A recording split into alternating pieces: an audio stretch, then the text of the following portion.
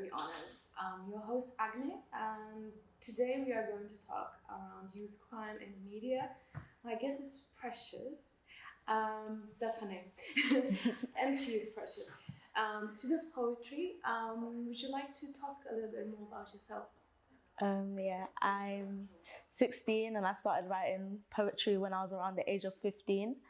And one of the main reasons why I started writing poetry was because I was actually going through depression at the time from bullying and just things that were going on at home and at school.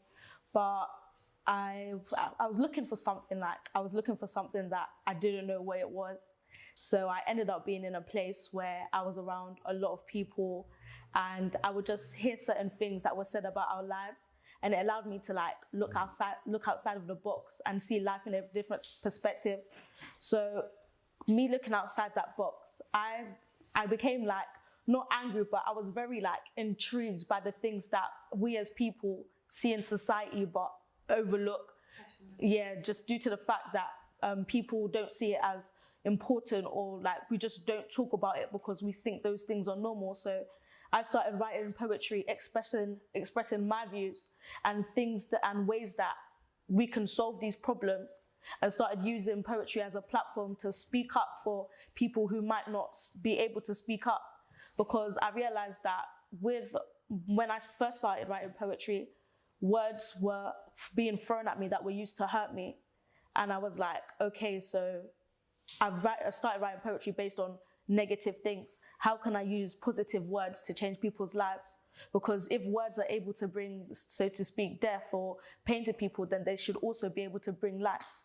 So that's why I started writing. And yeah, I just got very involved in things in my community and youth, and how things are, how we can change things and actually come to the world and have impact on things, instead of being just mediocre people or growing up average and allowing society to dictate how we actually are supposed to live our lives. That's very, very powerful. And actually, you probably would agree with me that the way media portrays youth crime, knife crime, is on a rise, that we don't have enough police officers on the street. And it seems like they trying to blame it on not having enough police on the streets, rather than tackling the real issue. Why does the crime exist in the first place? Oh yeah. What reasons do you think might be for that? I think when it comes to police, the police being on the street is not going to stop knife crime. It's not going to solve it. They're not really making any impact. Because when it comes to things about knife crime, you begin to think about people that are doing selling drugs, that are in gangs. And I feel when it comes to a sensitive topic such as knife crime, people wait for it to be personal to them before they decide that they actually want to do something about it.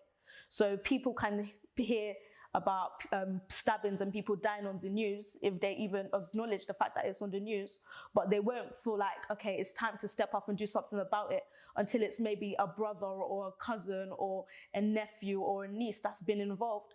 And I feel that's one of the main reasons with society, because people might just look at a black boy from, let's say, an area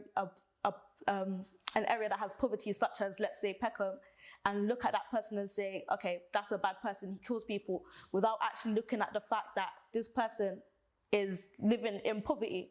And I realized that when it comes to people living in poverty, or knife crime and gangs and selling drugs and stuff like that, it's not actually because they want to, it's because there's no other option.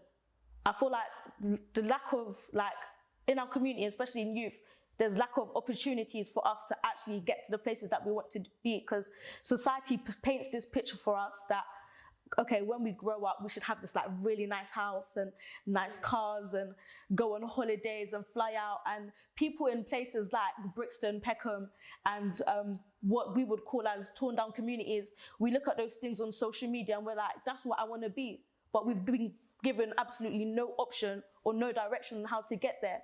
So a young boy can look at his mum struggling to pay rent and think, I don't want my mum to live like this, and think, okay, I'm going to go out and try and provide for my family. But they have been given no opportunity to provide for my family, so the next thing that they're going to do is turn to selling drugs because that's the only thing that is accessible to them. So I realized that being like poverty is not even just a state. It's a mindset of limitation because you're limited to the things that you have access to. That's why people like, with me as well, me growing up in Croydon, I realized that before I started like doing stuff and going out, all the furthest I've been was Croydon, Lambeth and Southwark. It was never a thing where I knew anywhere else. And in that sense, that can be poverty as well, because I'm very, very limited to my surroundings. So it's very hard for people to grow up in such areas to come out and be different people, to be the people that they be on social media, just because they have no option to be like that. And I feel like that's the reasons behind knife crimes, because we have this idea of, okay, I want to own these things. I want to be rich. I want to be so-called prosperous, but we're not given the option to be those things. So we end up going to public schools, looking at people struggling and think, I don't want to struggle. I'm going to sell drugs. I'm going to do that. And what it just leads to is people being in gangs, because selling drugs obviously ends up like leading to people being in gangs. And then that's where the killings and stabbings suffice from. But people don't want to tackle the actual reasons behind why people are in gangs or selling drugs. They're just going to look at a black boy wearing a hoodie, carrying a knife and think that's a bad person. But if you actually just look at these people and speak to them, you'll realize that like more time to say they don't even want to do it. They're just doing what they're able to, because that's the only option that they have. Because that's what society expects them to. Yeah. And I think there's lack of leadership.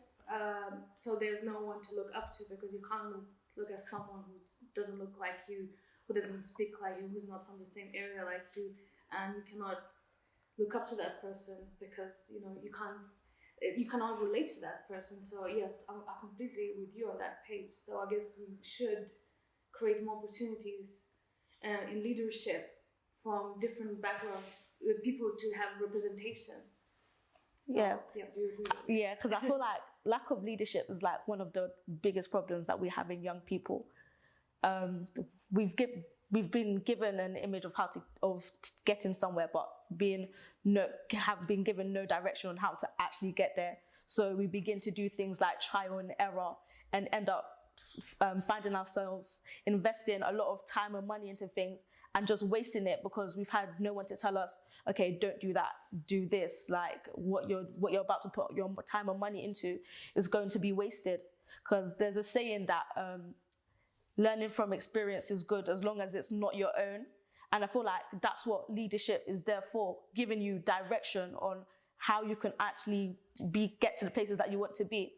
And with that as well, I feel like with young people, it's much easier for us to like grow. I feel like I'm so passionate. I'm actually so passionate about young people because we're the next generation. And if you destroy young people, then you've destroyed the next generation completely. Because what happens is that we're gonna grow up being taught by the next generation.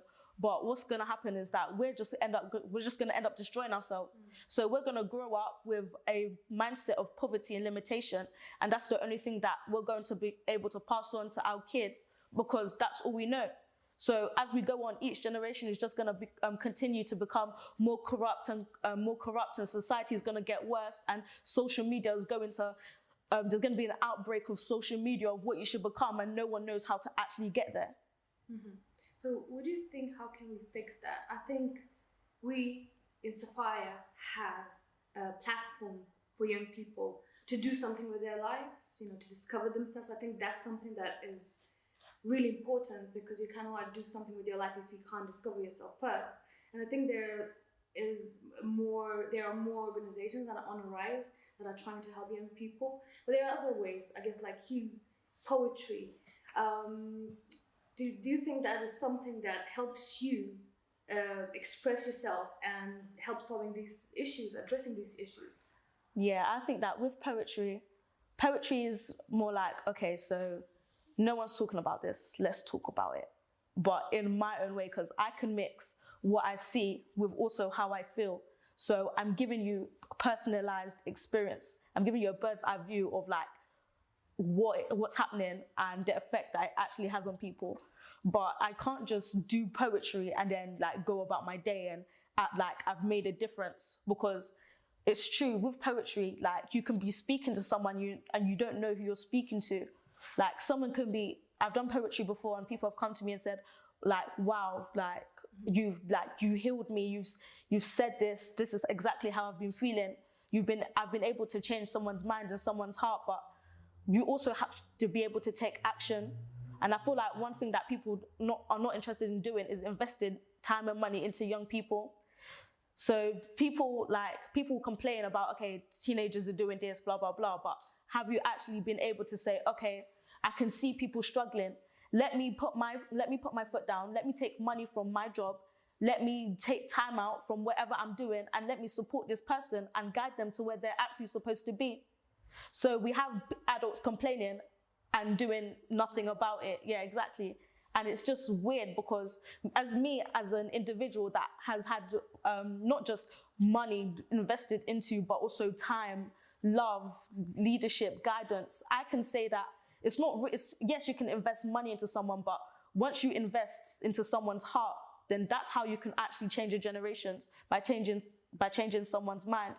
So I feel like that's the most important thing with young people, because as young people, we find it very hard to connect with the older generation. But what the help of the older generation can do is give us guidance to be like, okay, we're the people that are going to be next. Because say for someone that's 57, in 10 years, you're going to be 67. In 10 years, I'm only going to be like 27. So I have a lot more time than you do when it comes to the life that we're living in. So we're just going to be like, okay, I'm going to help you. You say you want to be, let's say you want to own a business. I already own a business. I'm 67 and I own a business. You're 17 and you want to know how to own a business. Let me give you my experiences and tell you what to do and what not to do. And that way, that's how we can build young people to be like, okay, this is what we're going to do to actually get somewhere, instead of allowing us to try and figure things out for ourselves and get it wrong and then blame other people or blame ourselves for getting it wrong when we haven't really been shown anything else, when we just don't know. Yes, I think that's a very good point. I think there's selfishness in people not wanting them to succeed. And I think sharing the experience that you have to success is really amazing, and we should do that. I don't want to be too much in your head and ask too much, but I would like you to share your poem, if you don't mind. Okay, so this is a poem I wrote, and it's actually called Temper Tantrum. And I wrote it because I was looking at things in my community that I was like very troubled about. And I was like, okay, so if I'm going to do this, let me at least speak on it first. So yeah. How can they say that we can ever try and change when all we've ever seen is half-empty plates? Because poverty doesn't wait. They said education elevates, so when we would what they call us graduate, we hold our certificate and we smile and we sing. But when we try and make it out of where we came from, they still say it's too late, and I know it's not fate. My mum played two roles, my mum and my dad, and I know it's sad that she still ends up with strife when she gets a call one night saying that her daughter was in a fight. She was always stressed because that's not what she meant when we vowed the rest of her life. So we rise up and we stand up, and people have something to say when people are dying every day and poverty is eating everyone away. But somehow the footballers and the rappers are the ones who don't have half a plate. They don't have half a life. They say it so their children will be fine, but they're still going to be in danger just for having the same mind. And people don't know that school is what can usually take a person's time when it stops being about lessons, but instead just trying to survive. This isn't life. Screaming, free him, free my bro, but you didn't know how it was gonna go when he pulled out a knife and took someone's life, but they should let him go because jail time is more important than someone's life, right? How can someone be applauded for not being pregnant at 16, but girls are cradling their first child at 15? What's that supposed to mean? 14s, even if we now add a 1, 2, and 3, they still wouldn't have reached the age where they're ready to add another life into their life. And people now see someone trying to reach for light and have the audacity to comment on what they believe is wrong or right. So we need to save. Because when we was made, at no matter what age, I know that this isn't what we were supposed to call life. Eating pauper's food, it's still not good. And then you stand there looking like a fool. And again, even that's not good, because teenage propaganda is everybody eats, but not everyone you meet wants to share their meat. So we go out on the street looking for something that is right in front of our eyes, but don't realize that it is all lies. Then we've been chasing it all our lives using lines and end up running out of time. In the countries where our parents came from, they use verbal media to advertise. If you just leave where you are, you have a chance of a better life. But what the people still there don't understand is that even if we're sending money back to you, we still have a lot of things to do before we can eat. My mom's always working, so she doesn't really sleep. But when she gets back or she doesn't sleep, you can see that this unbalanced lifestyle wasn't meant for her, and I don't see it being meant for me.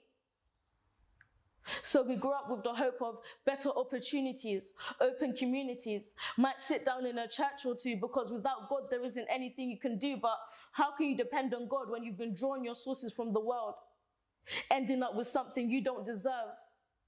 Trying to figure out where you went wrong, but don't realize that you've been sitting on a fence all along, not picking sides. We need God. We need God. People need God. I don't want to grow up depending on how much money is coming from my job, when I know that I can bring people, meet people, and see God through different phases, so that I know that I can bring someone out of the same chains as me, the same captivity. Because no matter how close you put the key, if something is holding me, I'll never be able to reach it. So we need to save. Because when we was made, at no matter what age, I know that this isn't what we were supposed to call life. That was very, very emotional. I mean, I got chills. I really got over the time, but it was worth hearing this. Thank you so much. Thank you. Thank you for this. Thank you. I'll see you next month.